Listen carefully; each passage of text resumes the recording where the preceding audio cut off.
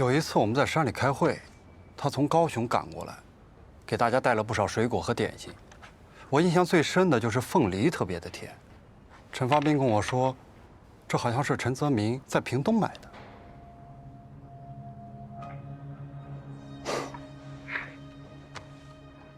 屏东离高雄确实不远，但是也没必要专门跑到屏东去买水果吧？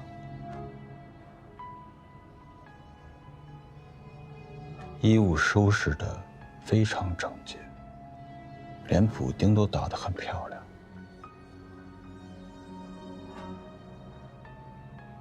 应该是有女人在照顾他。您的意思是，从他家人下手？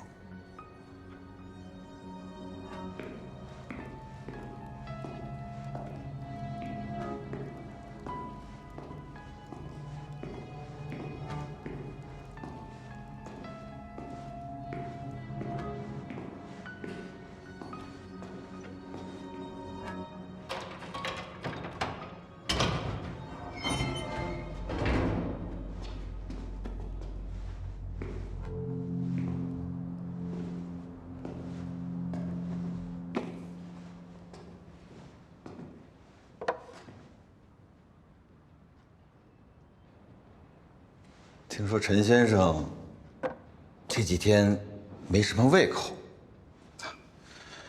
也没有好好吃东西。正好路过屏东，带了点新鲜的凤梨回来，尝尝吧，开开胃。放心，没下毒。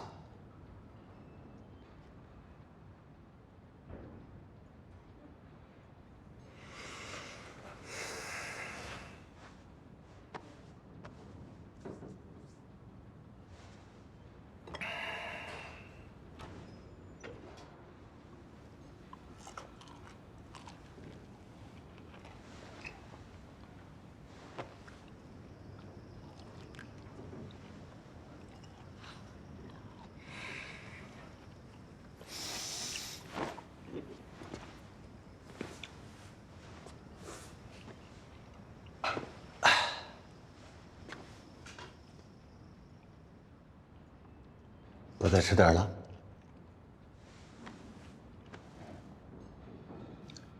那好，陈先生，我来呢，一是带些新鲜的水果过来看看你，二呢是想问些问题。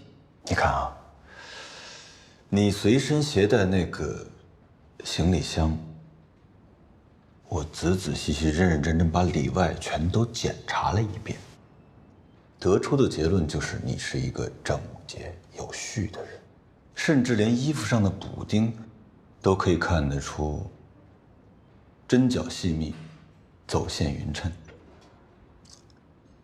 然后我就似乎觉得少了些什么，最后我想清楚了。一个整洁有序的人，连衣服上的破洞都要自己亲自动手把它给补好，那他随身的行李里缺的不就是针线吗？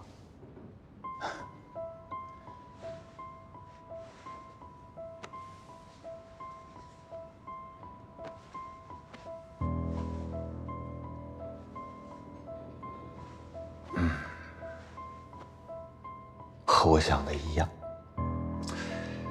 这双手是拿起笔来写字，放下笔拿枪的手啊，它怎么可能是一个穿针引线、补救衣服的手？而且也没有带过顶针的痕迹。古诗有云：“慈母手中线，游子身上衣，临行密密缝。”不对，不是慈母，是贤妻才对吧？看来尊夫人做的一手好女工啊。我是一个人，没有家人。但是根据我掌握的情报，陈先生经常会自己专门跑到屏东去买水果，那是尊夫人特意只吃屏东的水果，应该是身边有子嗣，对吧？哎，毕竟小孩子嘛，那难免会吵着要吃些新鲜的水果、糖饼什么的，很正常。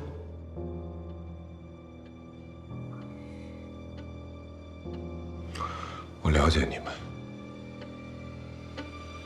别想从这儿榨出什么。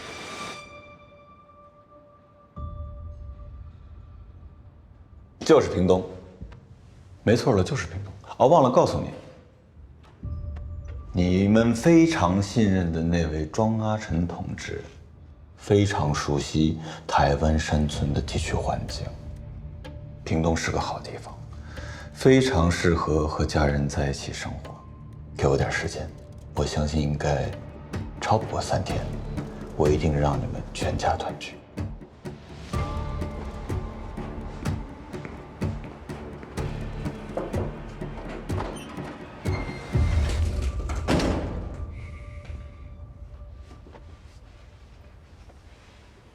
组长，他都招了。不叫招了，但是也等于招了。自己暴露了，集合队里所有人去屏东搜捕，都标好了。标好了。主要是竹田、新港、嘉东那几个地方，人口密集，啊，挨家挨户给我搜，重点关注家中男人行踪不明，女人是福州口音的。是。注意没身份，速战速决，别惊了我的大狱。明白，我这就去。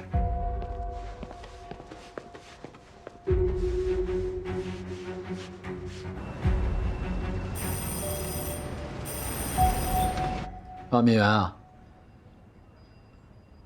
这太遗憾了，无妨，总有机会相聚的，均无要紧。怎么了，老师？舟山指挥所郭灿主任因劳累过度，突发脑溢血，灭元回不来了。哎，老师，有没有可能在东南军政长官公署那边想想办法？毕竟舟山的防务是他们负责管辖。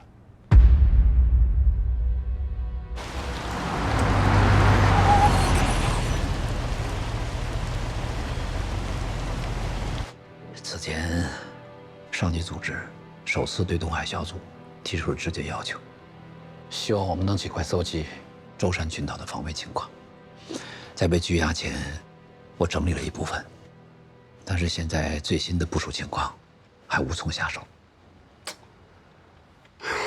舟山归东南行政长官公署管辖，陈诚的手下把得死死的，就算是周总长也不便插手。是。我在想，如果我们能亲自去一趟舟山，看一看，可能情况就不一样。于新兄，你是不是想到什么好办法了？这需要你和我来配合。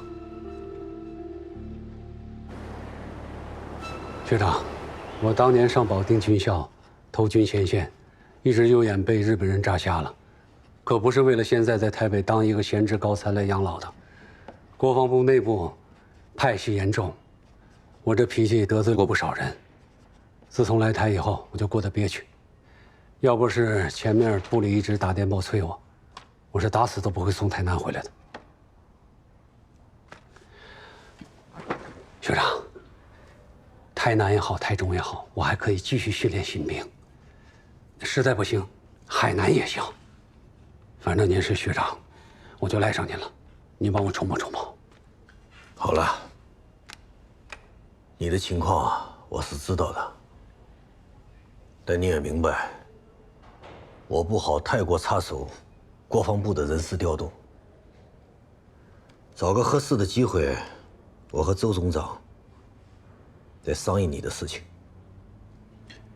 我还有要紧的公务要忙，你先回去等我消息。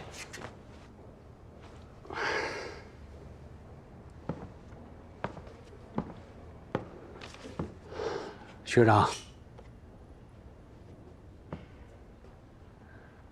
在台北，我能说几句心里话的，也只有学长您了。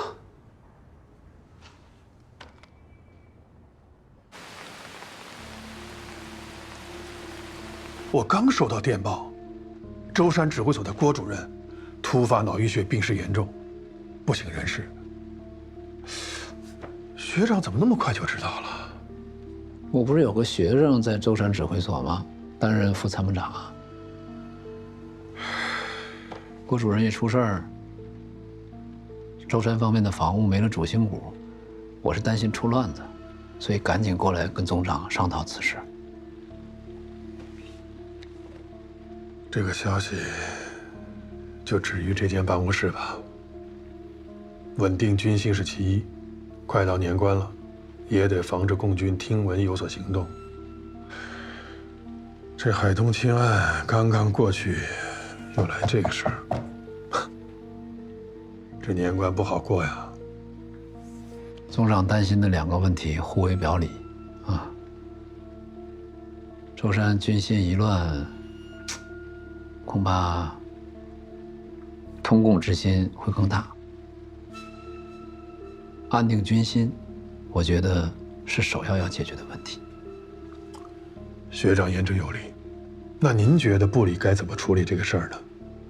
备好备文物资，派一支督察组前去舟山，以劳军之名督导防务，在抚慰大家情绪的同时，严防通共行为。这个建议太好了。那派谁去合适呢，学长？派谁去？你派谁去？你派我去也不合适。这刚刚洗脱了海东青的嫌疑，真是怕了。至于人选，我觉得还是总长去找陈诚长官商议。毕竟现在舟山的防务是陈诚长官在把着，我担心国防部要直接派人，会有僭越的风险。最好是国防部和东南军政长官公署各自选派一些人，选派几个吧，一起去。学长啊，学长，现在连您都这么谨小慎微了，国府上下恐怕再无说真话之人了。以前那些言论放在今日，恐怕早有牢狱之灾了。谨言慎行，是最近我研究的新课题。好吧，我尽快跟陈诚长官商议此事。好。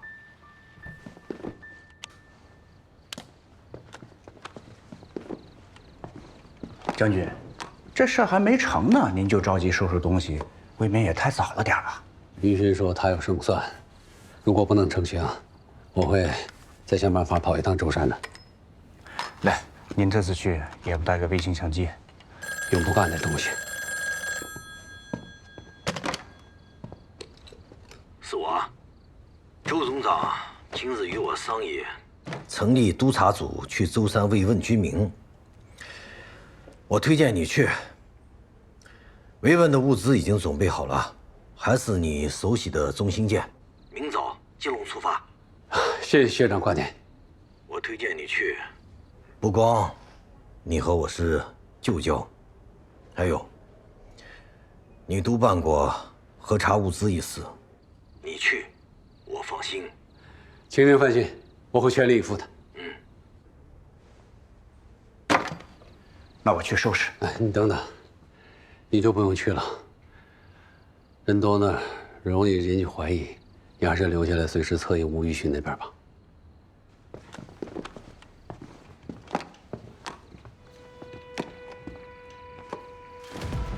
目前国产的舟山指挥部一共下辖4个军，共10万人。如果我们能给组织提供足够详细的情报，这10万人就是解放军的囊中之物。无论是就地围歼，还是围而不打，直取台湾，都将对战局产生决定性的影响。参谋部的李副参谋长是我以前的学生，我会请他接待你。你想个办法，去一趟作战室。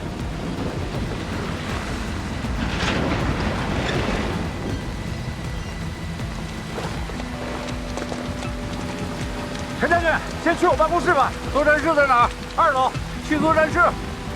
我了解一下各岛的兵力部署，以便分配物资。戴参谋，你带陈将军先过去，我去拿分配草案。是，陈将军，请。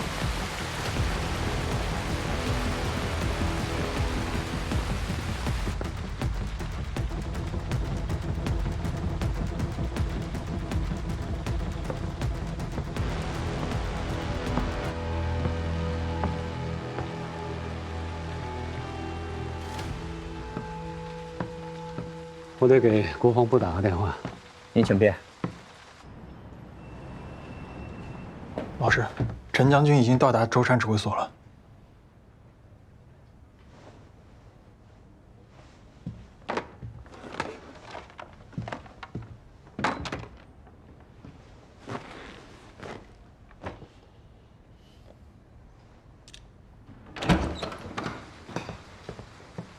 陈将军，这是昨日参谋部做的物资分配草案，您先过目，不妥之处还请您多指教。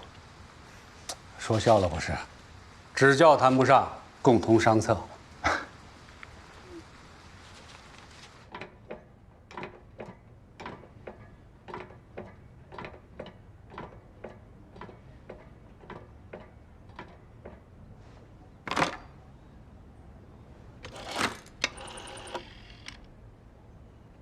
喂，务办。报告，李副参谋长，国防部次长办公室电话找您。您稍等。好，陪一下陈将军。是。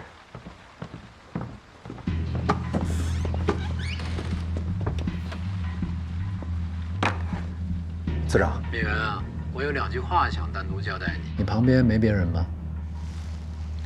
没有老师，就我一个人。陈将军此次前去舟山，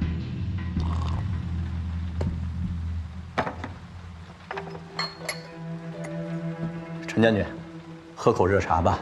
舟山不比台湾，屋里冷得很。好，慢点。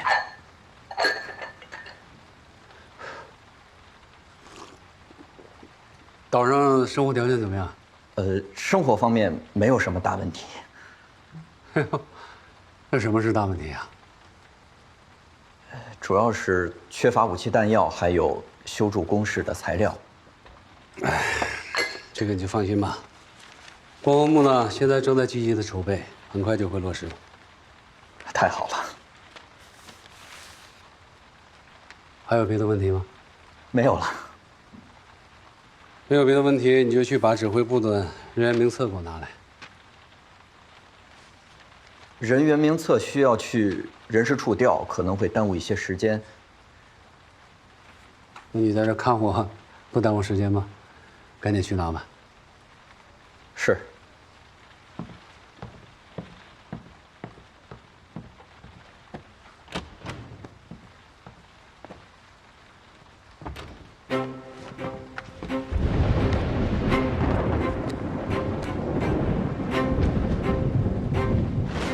10月，总裁视察舟山前线，曾经说过，攻势薄弱，多暴露，行动儿戏，士兵也面黄肌瘦，不见健康之人。此为带兵以来从未见过之悲剧。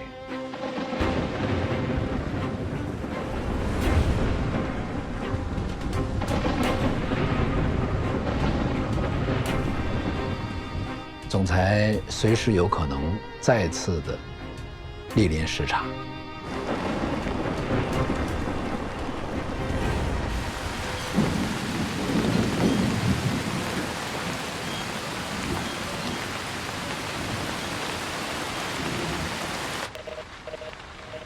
喂，老师。喂。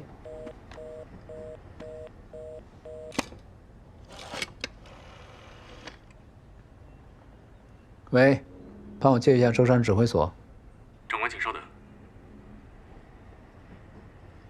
长官，可能是因为雷雨天气，线路受损，暂时打不出去。好。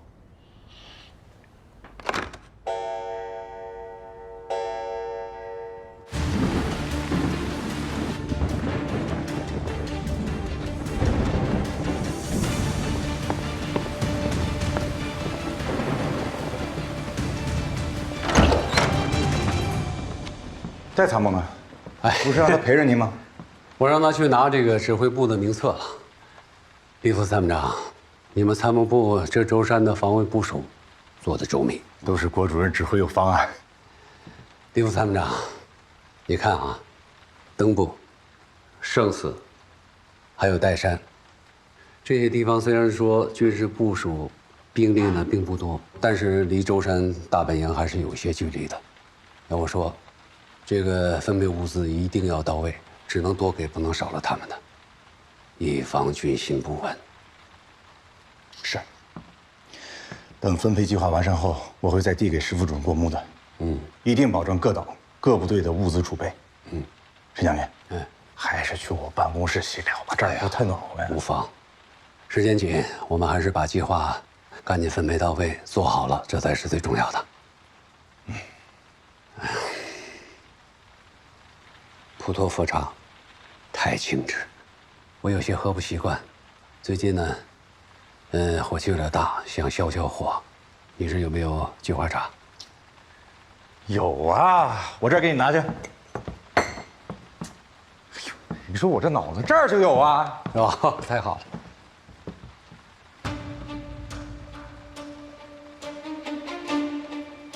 刚才老师在电话里反复叮咛我，安排慰问物资的重点。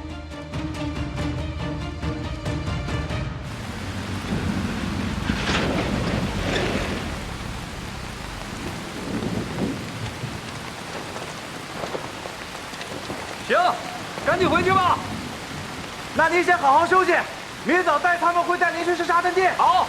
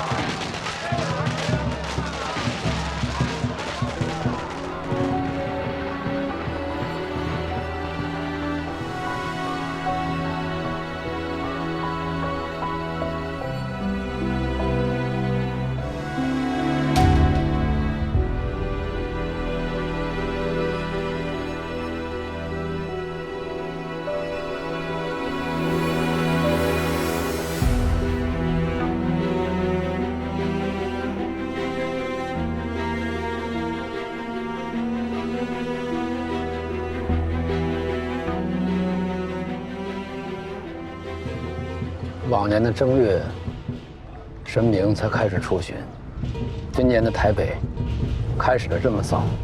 也许百姓已经迫不及待，消灾祈福了。老师，我觉得你也别太担心陈将军了，他能顺利到达舟山，已经是迈出了胜利的第一步。我相信，他一定会尽力拿到情报的。你总是那么乐观。阿美也这么说。今年除夕的时候，叫上阿美一起吃个团年饭。好。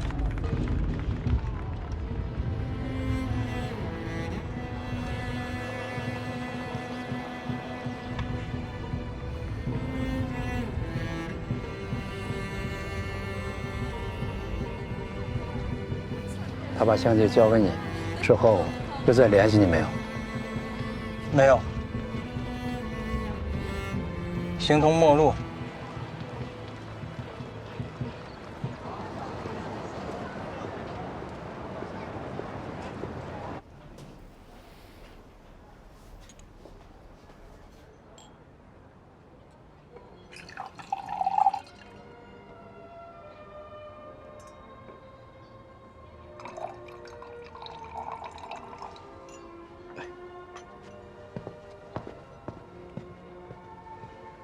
姐夫。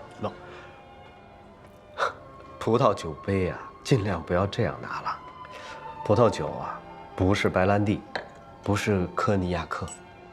手的温度啊，尽量不要触碰到酒体。你可以握住这个棍棍中间，也可以握这个圈圈，看你喜欢了。姐夫，你知道的真多。你的那份冰激凌肯定不够，给你加多一份巧克力蛋糕，好不好？不要了吧，那个最胖人了，我最近腰都粗了1圈了。你这个年纪最适合吃巧克力，否则啊，以后会后悔的。先生，多加一份蛋糕，我陪你一起吃。开动了，要趁热了。好。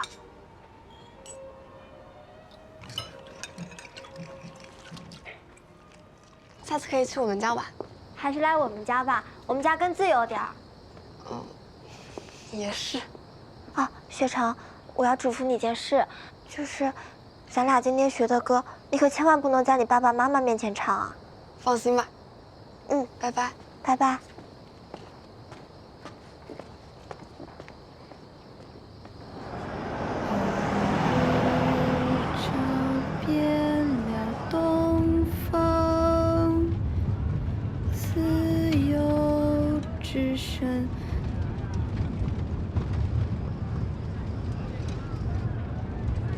小姐，你想唱就唱吧，我不会告诉司长的。那你上次为什么告诉我爸我找校长抗议的事情，害得我差点被转学？当时我是怕你受牵连嘛。哎呀，小姐你放心，我之后啊绝对不会再当叛徒了。你确定不会再向我爸告密啦？绝对不会，我发誓。而且唱歌本来就是件自由的事嘛。好吧，那我再信你最后一次。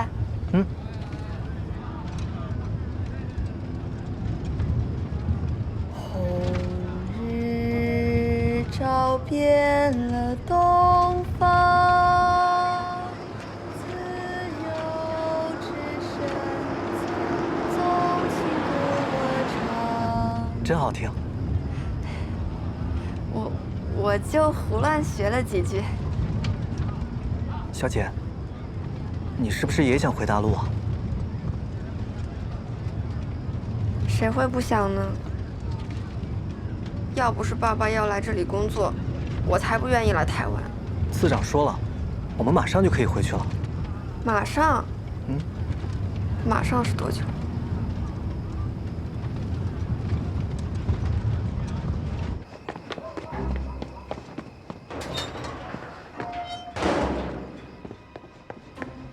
老郑，刚刚收到了庄阿晨在死信箱留下的消息，说是老陈在路上得了疟疾，一直打摆子，现在正在沙田村农户家养病，庄阿晨正在照顾他。情况属实吗？死信箱的位置只有我们自己人知道，暗号和落款也没错。要派人去沙田村核实一下。明白。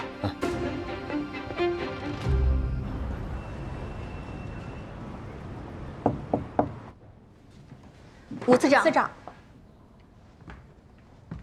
我要查阅金湖杭战役的一些旧情报。您直接让机养科的人来取就行了，怎么还亲自来了？整天窝在办公室里面，身体不舒展，就当出来活动活动了。请跟我来。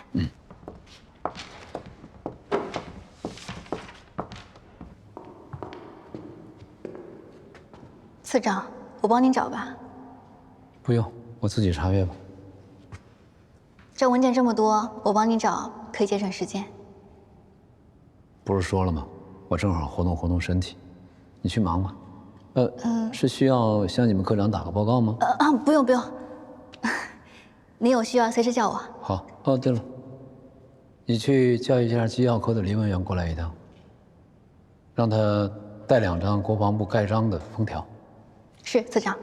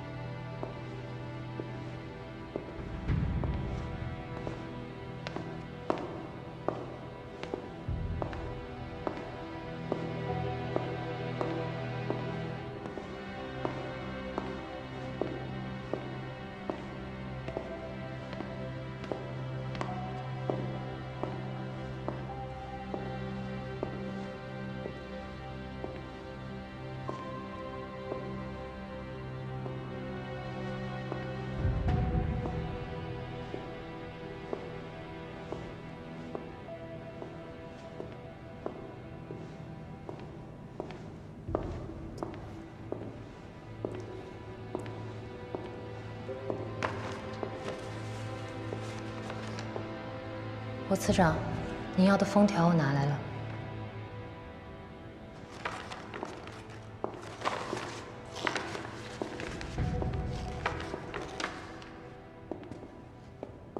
这份绝密文件我拆过封了，请恢复原样。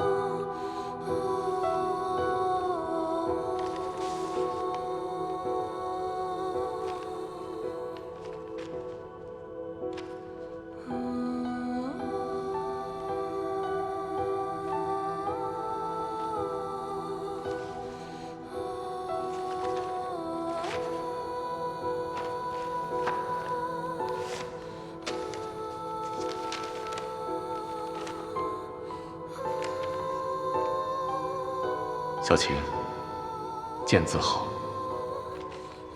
哥本心向蓝天，是为保家卫国，不愿再做轰炸同胞的龌龊之事。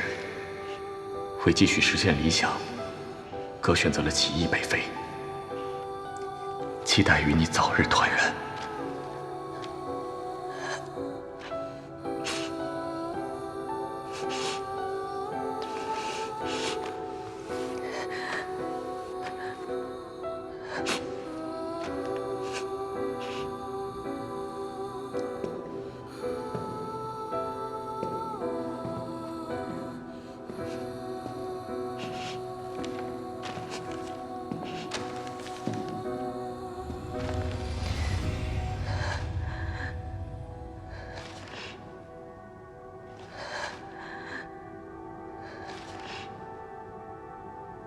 我还是希望你能够回家，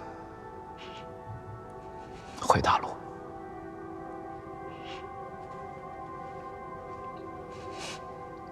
边锋同志的衣冠冢葬在你的家乡。我想，你哥哥的魂魄，也希望他的妹妹能够回家。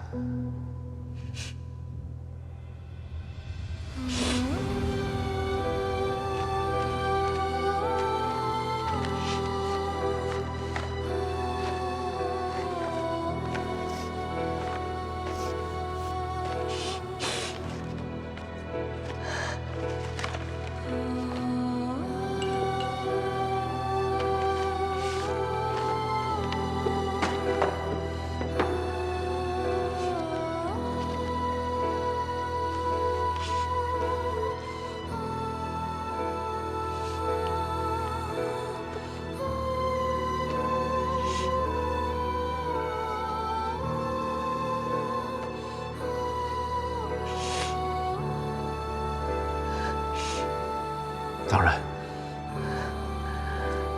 你有时间考虑，想好了就告诉我。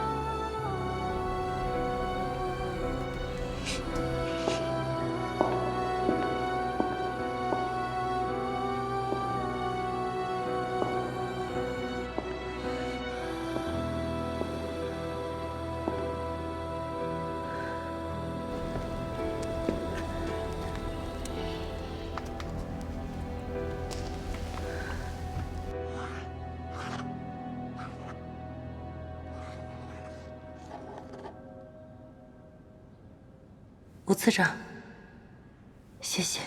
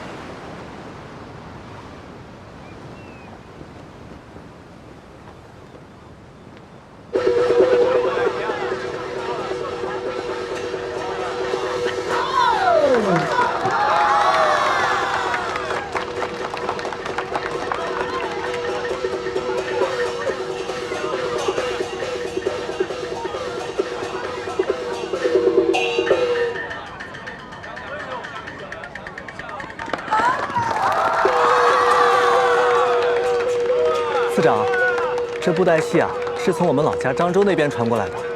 我小时候特别喜欢看，没想到您也挺爱看的。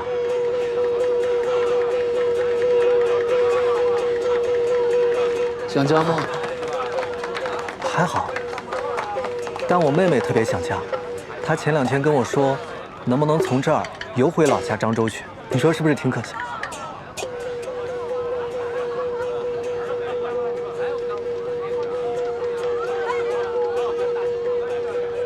你先开车回去吧。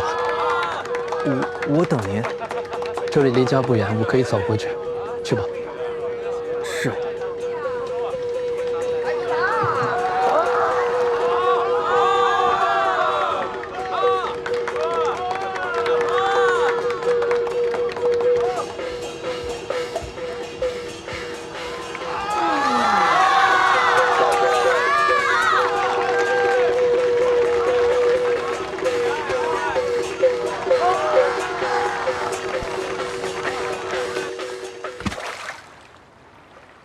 深度猎期的任务结束了，明天开始就回侦防组吧。我已经习惯了渗透工作了。查到现在，差点连命都搭上，还是一点实证都没有。可是又不能不接着查。上面既然肯留我这条命，就说明他们也怀疑，他们需要我给出一个结果。如果我查不出来，恐怕这条命他们随时可以收回去。所以我只有接着查，你懂吧？越是这个时候，我越是需要身边是绝对可以信任的人。再说，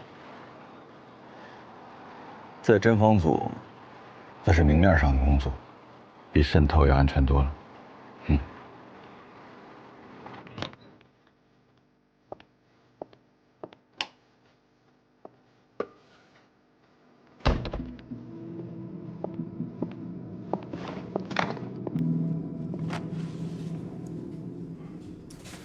剩余的部署情况，我只能靠见缝插针的背，实在是没有办法全部记录下来。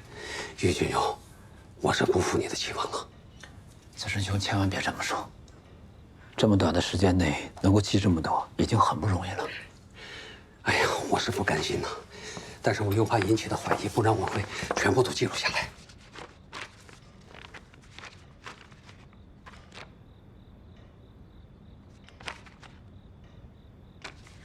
子申兄，你有没有去视察前线工事？我去了，我发现收到的官兵虽然气势低落，但是他们修筑的永久和半永久工事都是依山面水，碉堡林立。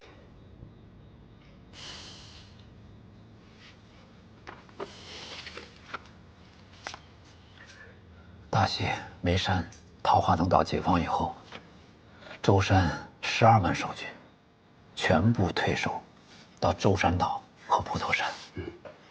群起一团，显然是为了自保。